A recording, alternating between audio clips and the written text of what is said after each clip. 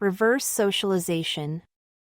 The process by which children influence parents and help them relearn and reacquire skills to become consumers. Or, the way in which the younger generation influences and socializes the older generation. Estate. Estate. An area of land with a lot of houses or factories of the same type on it. Or, all the money and property that a person owns, especially everything that is left when they die. Or, a car with a lot of space behind the back seats, and a door at the back for loading large items. Stem. Stem. Stem something. To stop something that is flowing from spreading or increasing.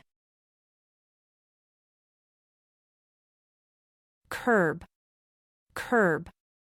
Curb something. To control or limit something, especially something bad. Apparent. Apparent. Easy to see or understand. Or, that seems to be real or true but may not be. Ascribe to.